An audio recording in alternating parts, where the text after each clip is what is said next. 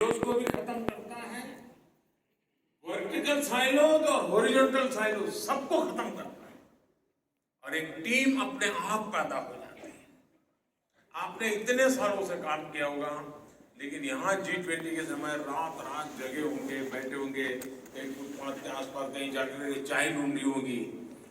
उसमें से जो नए साथी मिले होंगे वो शायद 20 साल की 15 साल की नौकरी में नहीं मिले होंगे। ऐसे नए सामर्थ्यवान साथी आपको इस कार्यक्रम में जरूर मिले होंगे।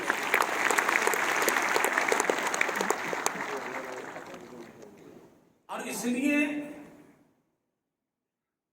साथ मिलकर के काम करने के अवसर ढूंढने चाहिए।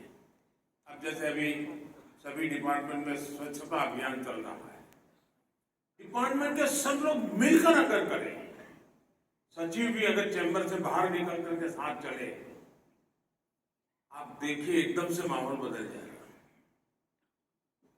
फिर वो काम नहीं लगेगा, कोई फेस्टिवल लगेगा।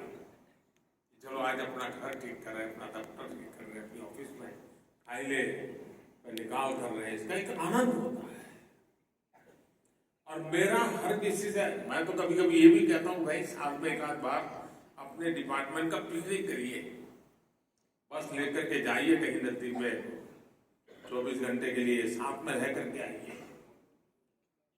सामूहिकता की एक शक्ति होती है।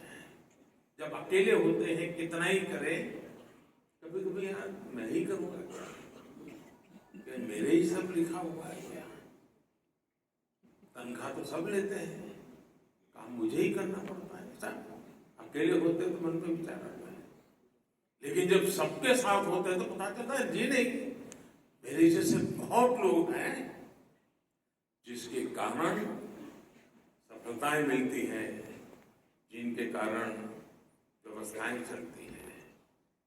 साथियों, एक और भी महत्व की बात है कि हमें हमेशा अपने से ऊपर जो लोग हैं वो, और अपने हम जिनसे काम लेते हैं वो, इनसे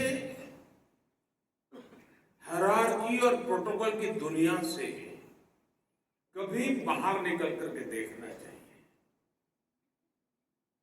हमें कल्पना तक नहीं होती है उन लोगों में ऐसा कैसा सामर्थ्य होता है।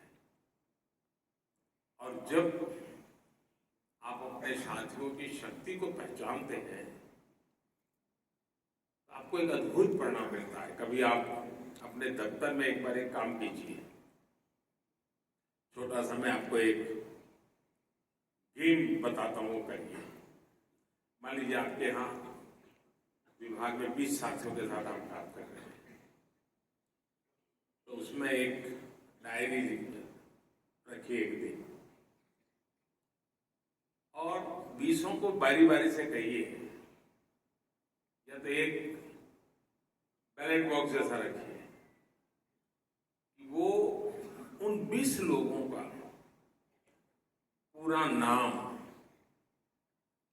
मूल कहाँ के रहने वाले हैं, यहाँ क्या काम देखते हैं, और उनके अंदर वो एक एक्स्ट्रा ऑर्डिनरी क्वालिटी क्या है, गुण क्या है, पूछना नहीं है उसको, आपने जो ऑब्जर्व किया है, और वो लिख करके उस बक्से में डालिए।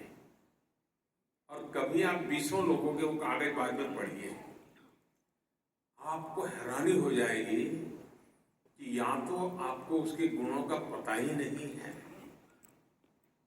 ज्यादा से ज्यादा आप कहेंगे उसके हैंडराइटिंग अच्छे है, ज्यादा से ज्यादा कहेंगे वो समय पे आता है, ज्यादा से ज्यादा कहते हैं वो पोलाइट है, लेकिन उसके भीतर वो कौन से गुण हैं उसकी तरफ आपकी नजर ही नहीं गई होगी। एक बार ट्राई कीजिए कि सचमुच में आपके अगल बगल में जो लोग हैं उनके अंदर एक्स्ट्रा ऑर्डिनरी गुण क्या है, जरा देखें तो सही। आपको एक अकल्प अनुभव होगा, कल्पना बाहर का अनुभव होगा। मैं साथियों सालों से ह्यूमन रिसोर्स के ही पर काम करने का मेरा नौबत आई है। मुझे कभी मशीन से काम करने का नौबत नहीं आई है, मानव से आई है। मैं भली भांति इन बातों को समझ सकता हूं, लेकिन ये अवसर कैपेसिटी बिल्डिंग की दृष्टि से अत्यंत महत्वपूर्ण अवसर है। कोई एक घटना अगर सही ढंग से हो तो कैसा परिणाम मिलता है, और होने को हो, चलिए ऐसा होता रहता है, ये भी हो जाएगा, तो क्या हाल होता है। हमारे देश के सामने दो अनुभव है। एक, कुछ साल पहले हमारे देश में कॉमनवेल्थ गेम्स का कार्यक्रम हुआ था। किसी को भी कॉमनवेल्थ गेम्स की चर्चा